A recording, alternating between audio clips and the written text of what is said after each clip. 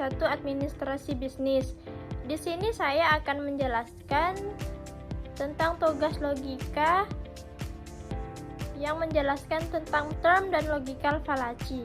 Pertama-tama saya akan menjelaskan soal 1, yaitu tentang term. Pada hakikatnya dibagi menjadi beberapa bagian dan mempunyai banyak jenis.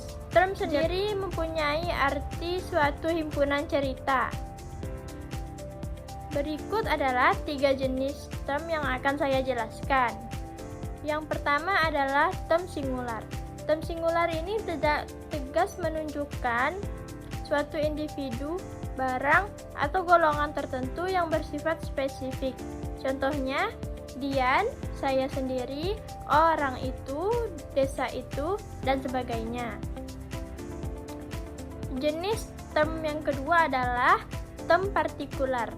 Term partikular ini menunjukkan sebagian dari seluruh luasnya, yang artinya term partikular ini menunjukkan seluruhnya tetapi tidak sampai bawahannya atau penjelasannya. Contohnya, beberapa mahasiswa, beberapa dosen, 2 orang pegawai, dan lain sebagainya. Dan yang terakhir, jenis term yang ketiga adalah term universal. Term jenis universal ini menunjukkan seluruh lingkungan serta bawahannya masing-masing tanpa terkecuali. Contohnya, setiap warga, semua orang, dan lain sebagainya. A few moments later. Soal yang kedua, jelaskan dan berikan contoh bentuk sesat pikir atau logika fallacy, dan bagaimana cara agar terhindar dari logical fallacy. Sesat pikir atau logical fallacy biasanya sering disebut dengan kekeliruan terhadap prinsip dasar penalaran. Ketika prinsip dasarnya sudah salah, biasanya kesimpulannya juga salah. Menurut pendapat Irving M., sesat pikir dibedakan menjadi sesat pikir normal dan informal. Ada juga sesat pikir pertalian dan sesat pikir kemaknagandaan. Di dalam kehidupan sehari-hari, tentu saja kita cukup sering menemukan penggunaan sesat pikir, baik yang secara sadar ataupun tidak, baik yang disengaja ataupun tidak disengaja. Adapun tujuan seseorang menggunakan pola sesaat atau sesat pikir cukup beragam, diantaranya untuk menipu orang lain.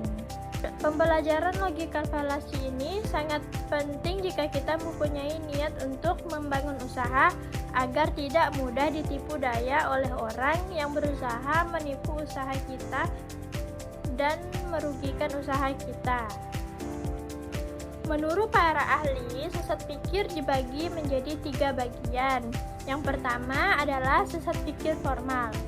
Sesat pikir formal merupakan kekeliruan penalaran atau sering disebut sesat pikir menurut logika. Contohnya, Dian ingin liburan ke pantai atau ke mall, dan kali ini Dian lebih memilih untuk liburan ke pantai. Ke mall bukan berarti bukan liburan. Sesat pikir ini sering dilakukan seseorang dengan menetapkan salah satu bagian, tapi kesimpulannya mengingkari. Sesat pikir yang kedua adalah sesat pikir verbal. Sesat pikir verbal yaitu kekeliruan berdasarkan kata-kata, yakni bertalian atau penggunaan dengan kemaknagandaan. Contohnya, kambing hitam adalah hewan, Dian adalah kambing hitam, maka Dian adalah hewan. Makna dari kata tersebut adalah kata kambing hitam di atas bermakna ganda, sehingga sesat pikir tersebut mengandung beberapa konsep, yaitu kambing hitam sebagai hewan dan Dian seseorang yang dikorbankan. Jenis yang ketiga adalah sesat pikir material. Sesat pikir material adalah penalaran berdasarkan kenyataan-kenyataan baik yang disengaja ataupun tidak disengaja. Contohnya, tokoh baju Dian lebih bagus daripada tokoh baju Lestari karena iklan tokoh baju Dian menggunakan seleb terkenal untuk mempromosikan tokohnya.